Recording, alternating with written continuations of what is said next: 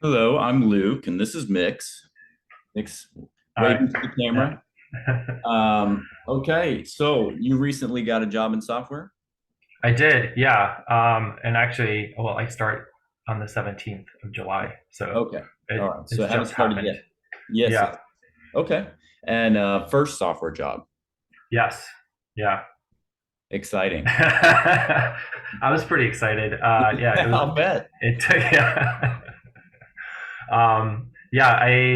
I mean, I've been applying since I think I started in January, and I decided to. I just actually looked this up in my email when I did my first Code Academy subscription, and it was the 14th of July of last year that I was like, I'm deciding I'm gonna go this route, and I'm kind of gonna really go all in on kind of like my what I've been interested in since like middle school. Oh, wow. And yeah, do a complete kind of career change, and yeah, do front end development, and it's it's gonna happen. So pretty You made it pumped. a reality. Yeah. So kind of chronologically, starting at the beginning, or what I consider the beginning. Tell me about your previous work experience. What's your background in?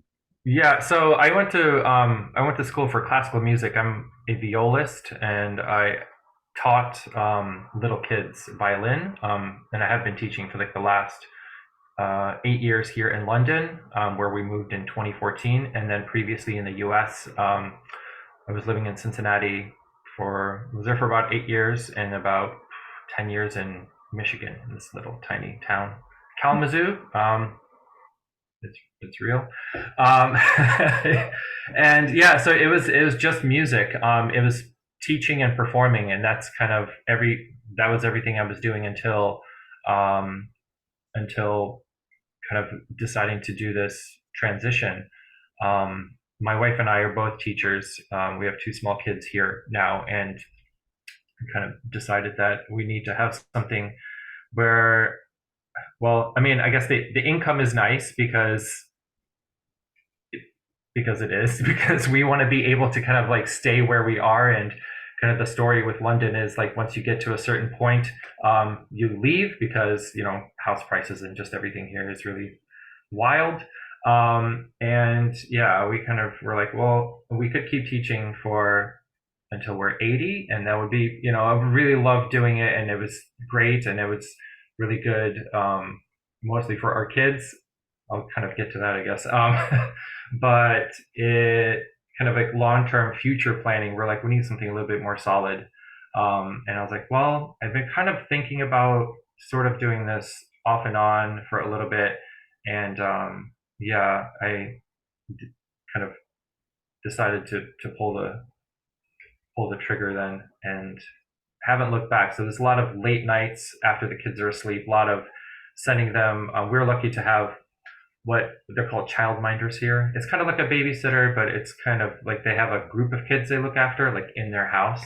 And we had in our neighborhood, like three houses down on our street, we had a really great childminder. So I have a 2-year-old who's going to be three soon. So we'd send him for mornings, like 3 days a week, and I just kind of like bang out my Code Academy stuff while I while he was there, and then after teaching, coming home, just sit till like 10, 11 at night, doing more work, and just kind of doing like all the lessons and things that they had.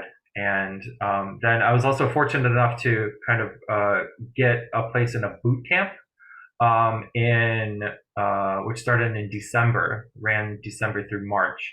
And the nice thing about that was it was government funded. So the UK government was doing this thing where they had, I don't know how many places to do kind of like, they called them like uh, skills camps or whatever, like you kind of like go to do like retraining, or if you want to do a career change, or you just want to like learn something different. So yeah, I got through the selection process for that, which was just like doing a little bit of Python coding and just answering a couple of questions. And started the boot camp in December. It was online, and did that until March, did all the projects and everything, and then um, that finished, and I was still like, okay, well, I'm not. don't have a job. Like, what am I? I'm just gonna keep doing what I'm doing. I was doing a lot of kind of posting on LinkedIn. I started probably also in January because I mean, I got to a point where I was like, well, I mean, why not? Like, why am I not going to do this? Maybe it's a little weird to be like talking about myself and kind of showing people what I'm working on when it's just kind of like really basic, like JavaScript or, oh, I'm in doing React now and this is like crazy, like, I mean, like, kind of like, who cares? Was like, well, I mean, if I don't do it, like, that's probably going to be worse than even if I put myself out there and be like, okay, well, this might be not the smartest thing to do, but this is what I'm doing. And it was really nice because you get a lot of feedback. You have people like I had a lot of kind of people message me like, oh, have you looked into this? Have you tried this out? And kind of early this year, I had a couple of calls with some people in kind of like the tech community there on LinkedIn, like a guy from Germany and somebody from like California, and I was like, well, this is pretty cool. Like everybody's really helpful and wants to kind of help out. Um, yeah, so I kind of like went. Yeah, I'm like kind of rambling. Sorry, I forget where we're going with this. No, I'm hearing your story, so I like it. um, yeah, so I mean, I started kind of really seriously applying for positions in January, kind of as part of the boot camp they had it as sort of in the curriculum where you had to submit X number of applications to companies and find contact info, which like their career services could kind of like get in touch with or something. I didn't see a lot from that.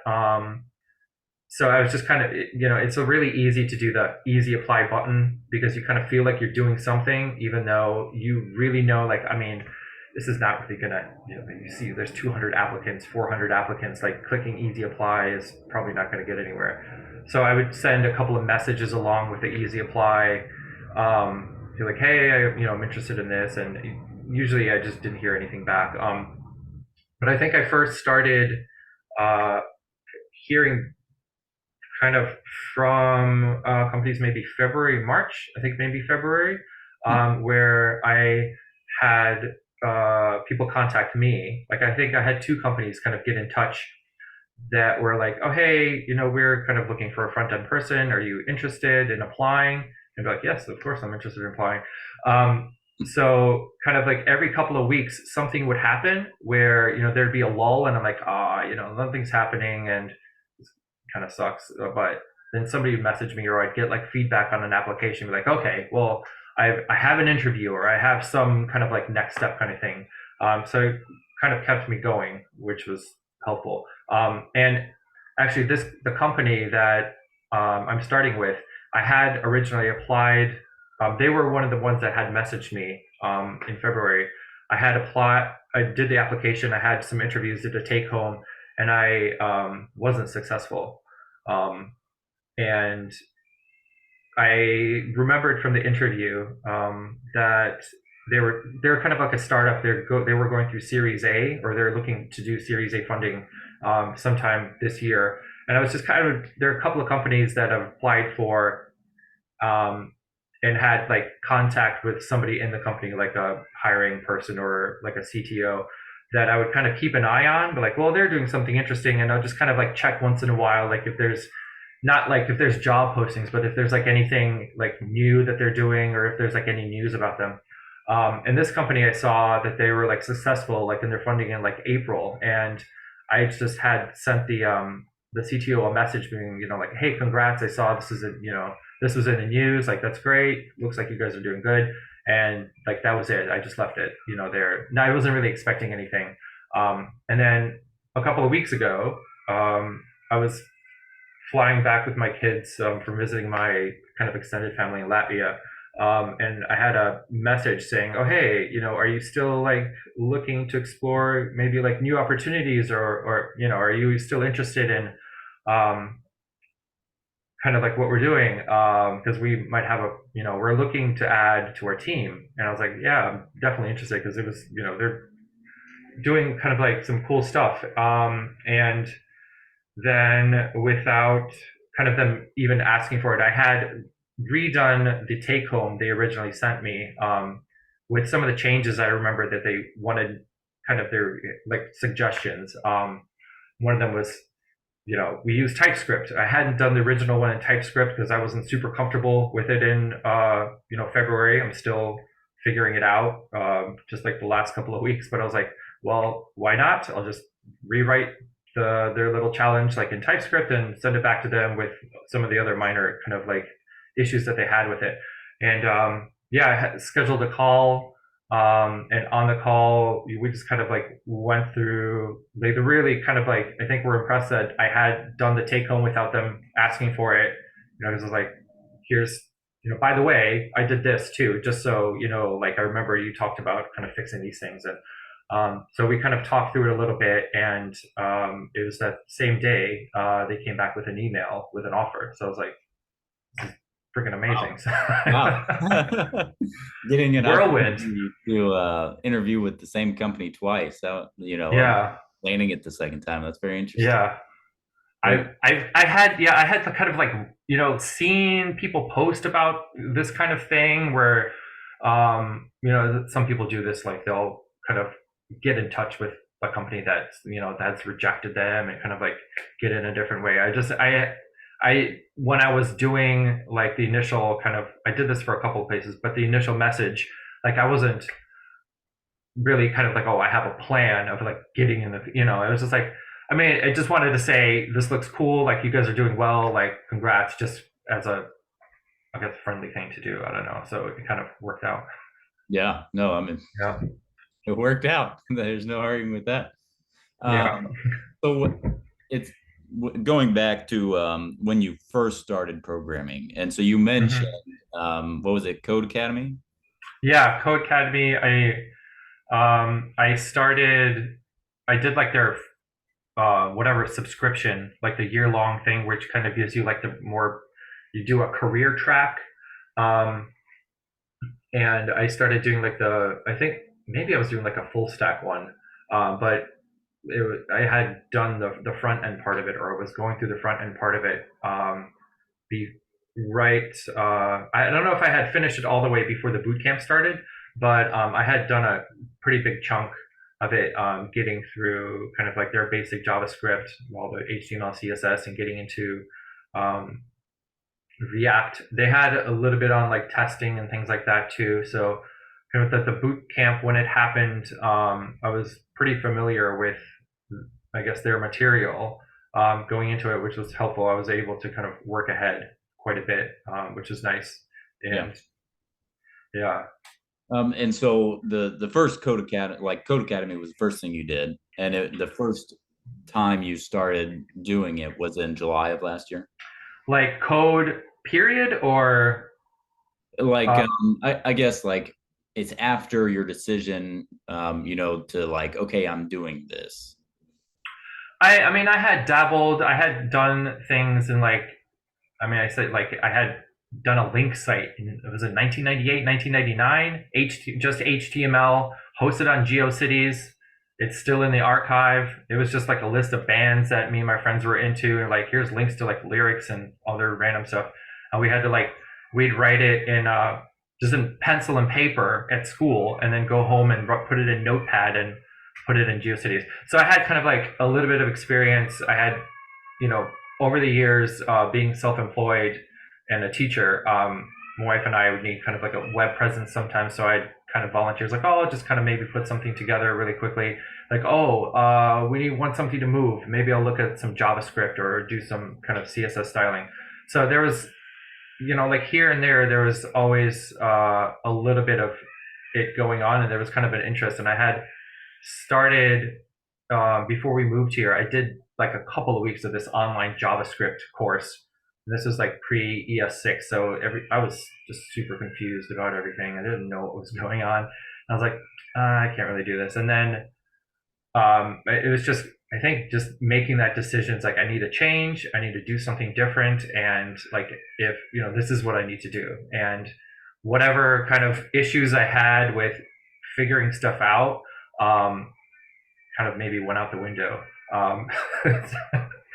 So it was like, well, if I don't figure it out, I'm going to be pretty screwed. So I'm going to just do what I can to kind of sort out whatever problems I need to sort out. I guess that was kind of like the mindset there. And so, you do some self-taught the second part of 2022, and then Mm-hmm. it's a full stack, and then you do a boot camp. What was the tech stack of the boot camp? You MERN mentioned stack. Python. So, pardon? You mentioned Python, right? Yeah, they had I mean, the kind of intake assessment is Python, but there was no Python like Oh, in interesting. the course itself. Yeah, so it was um, React, Express, like Node and MongoDB. Okay. So the like full MERN stack. Yeah, And was that like, so I've actually talked to some other people who, did some self-taught and then had made it, a fair way, teaching themselves yeah. months, right? And then did a boot camp. Was that a weird experience? Because, like, I mean, was the boot camp just super easy, or was it like, how did that Um, go? it wasn't it wasn't I wouldn't say it was super easy. I mean, because like each kind of project, it's not like everybody was doing the same project, or that I had like done a similar thing in Code Academy. So it was kind of like, you'd have a little assignment with different requirements that you'd have to do quite a bit of research on. I think the maybe the easier part was that I was more familiar in how to like find things that I needed, having done Code Academy and having to do a lot of Googling, reading on Stack Overflow and like all the other, stuff that you do. Whereas I know, I mean, we had like my cohort had a Discord channel that everybody was kind of talking in, and they were like beginners, that this was like their first kind of like experience doing anything like code related, and it was kind of a steep learning curve, I think, for them, because you're not, and I mean, I experienced this too, just starting like the Code Academy thing. But you think you need to memorize everything. Think you need to kind of like, well, I need to be able to do this without looking it up, because I mean, in other jobs, you need to know how to, you know, if I guess, if you're doing like surgery or something, you're not like reading a book on how to do surgery while you're doing surgery. So it's kind of like, well, I should just have this all memorized, but it's it's not. So kind of just like letting go of that, and just being like, okay, well, what I don't know, I can find out, and that's just what I'm going to need to do. And I think that part was helpful, and I kind of had figured that out before starting the boot camp. So the kind of weird assignments that we would get, sometimes things aren't worded right, or there's like mistakes. You're just like, okay, well, that's not right, but I know kind of what they're talking about and where to look for an answer. I see. So that part, yeah, I guess that was the the thing that was kind of maybe a little bit easier, Cool. having done self-taught before. Okay. And so tell me about like how many interviews you were able to generate after you started like applying in um what was that, 2023, the beginning. January, yeah. It's I can count it on two hands. I think maybe it's like less than two hand. I don't know. I have no idea how many applications I sent out, because at a certain point, I mean, I was doing the, I had a spreadsheet in the beginning. It's like, oh, I'm going to keep track of everybody I've kind of like, sent something in with, and feedback. And at a certain point, I was like, this is just too many. I can't keep track. And especially when it's like recruitment companies, because then it's like you're just listing the same recruitment company like 15 times, and it's like, well, that's not helpful. But I think maybe it was like 6 interviews I had, maybe 6 or 7.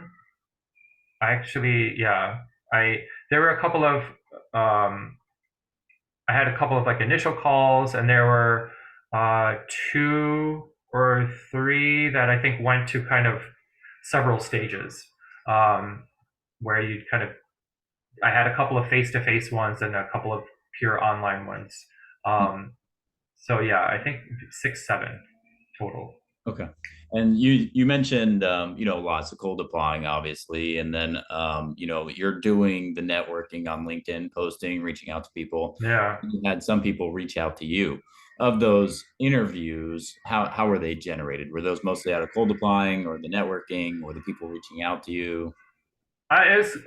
There wasn't one thing that kind of gave like the biggest result. It was really kind of a mixed bag. I had maybe two from people reaching out to me. I had one or two from applications, and then maybe I had one or two that were like recruiter calls, Okay. that had seen like my CV on somewhere.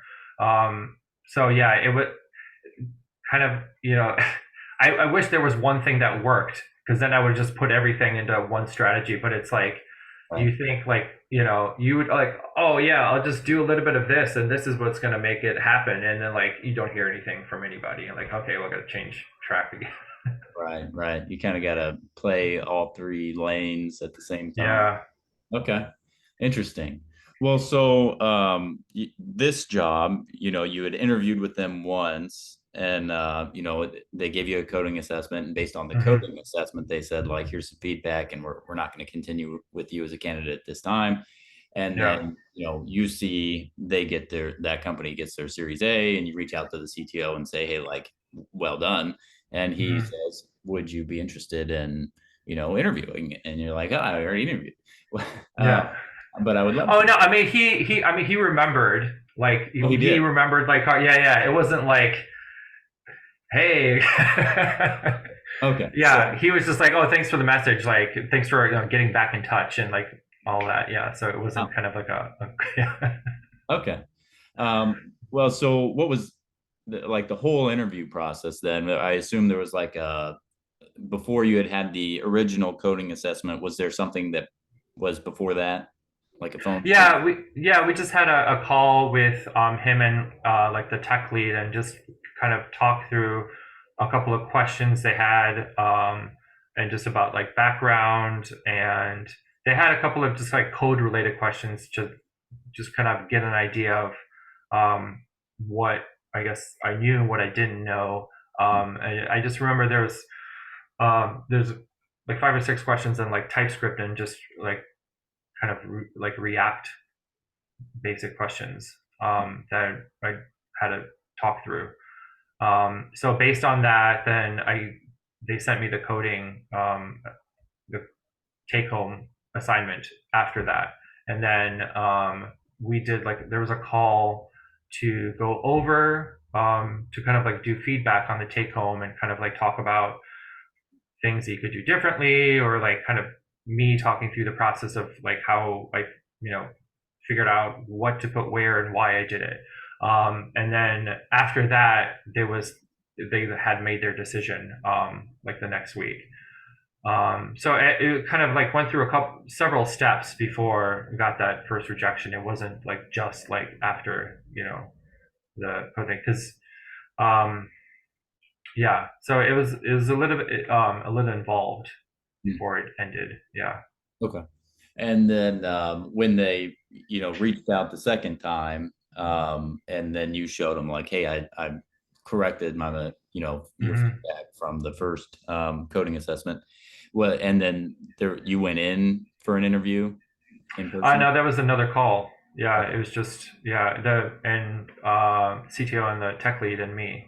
Okay. And it was kind of like the one where we went over the take home the first time. He just had a couple of questions, and we just talked about maybe, a couple of like what I found difficult, and kind of like dealing with, like kind of reworking the take home, and how like where I found answers, and kind of like what I guess like my process, and kind of like figuring out issues.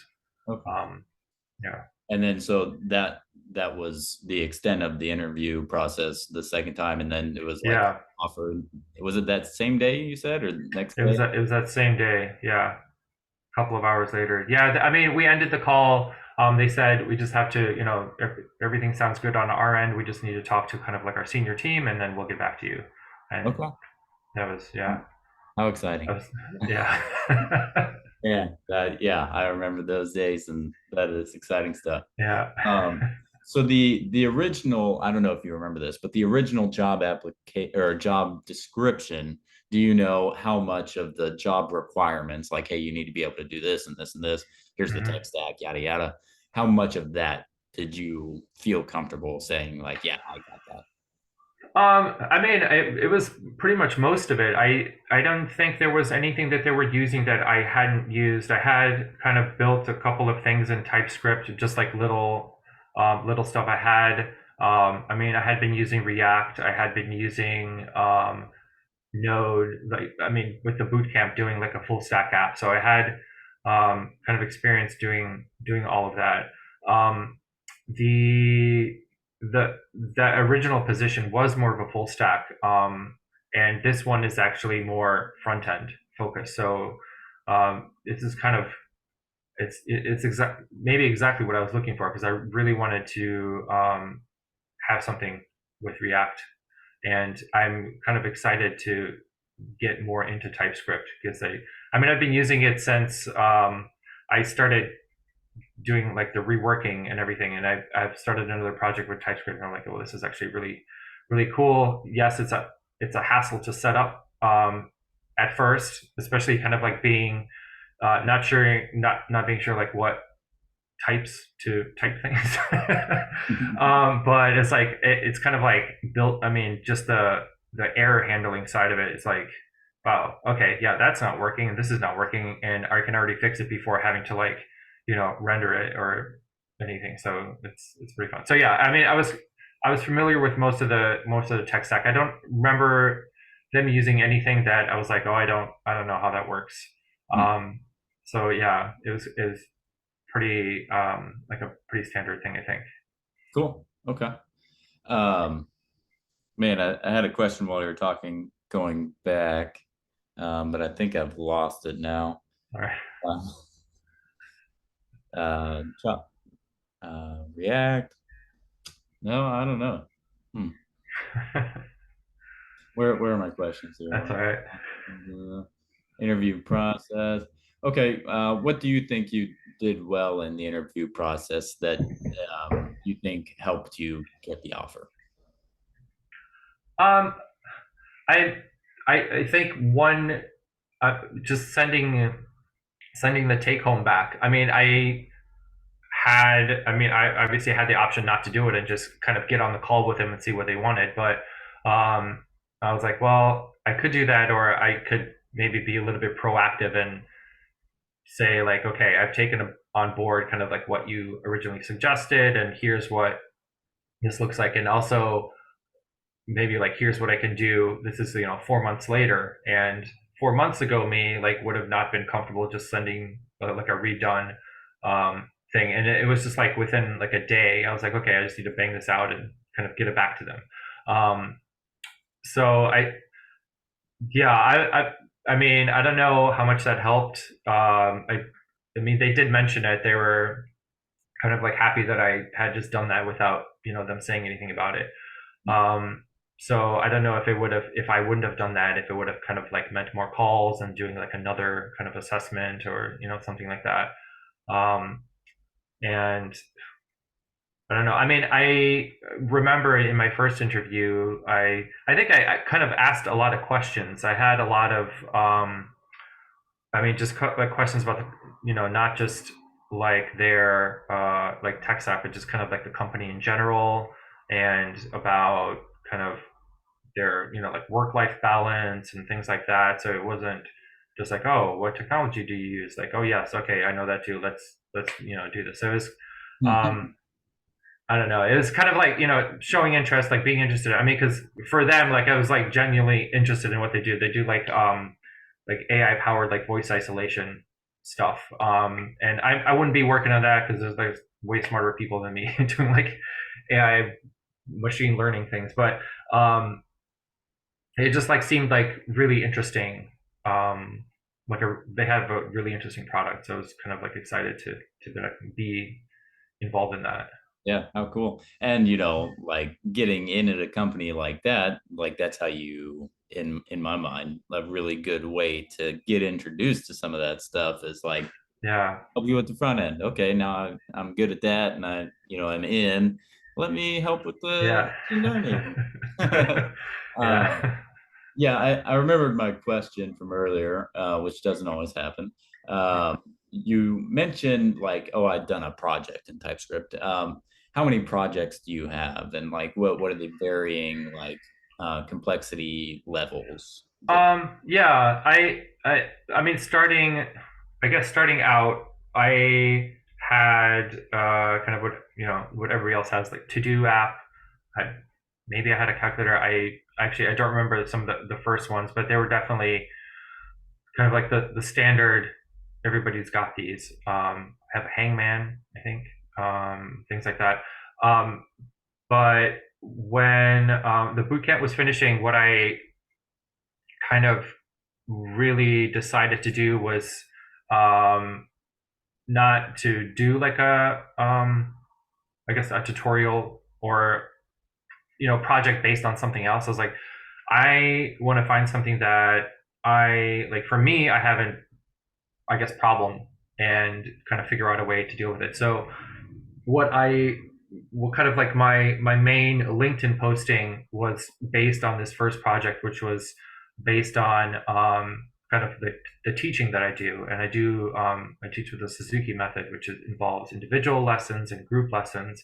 So I was like, kind of like planning these things for group lessons is kind of can be tricky, and there's like a lot of kind of just information floating around. So what if I just like had a kind of like site, you kind of put in what you want to work on with your group, and it has like a list of like games or like pieces you can play with them, or like kind of just ideas to kind of throw at you. And it at first was like, oh, just give you back a random idea. I was like, okay, well that's kind of interesting. So just to kind of mix things up, so you're like, you're not sure, like, oh, what am I going to do with them, and like, oh, okay, that's right, I have this game that I can pull out.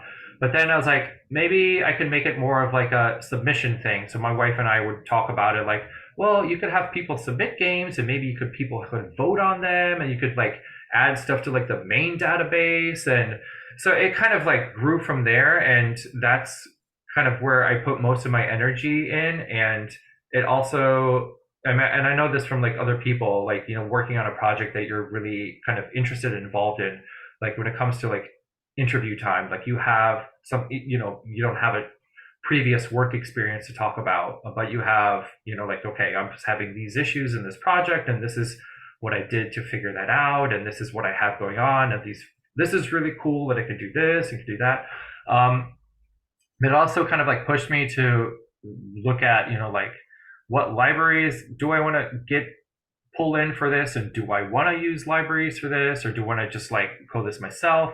Um, so I kind of have like a pre boot camp, during boot camp set of projects, and then I have like my post boot camp, like one, maybe it's like a one big thing that I've been working on. Now I kind of like stopped and doing something different.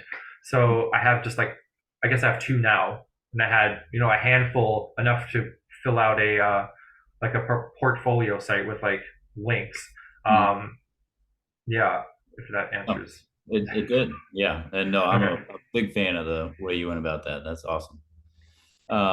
Okay, so I think we've hit most of our questions, and we're kind of at time, but we have a, Yeah.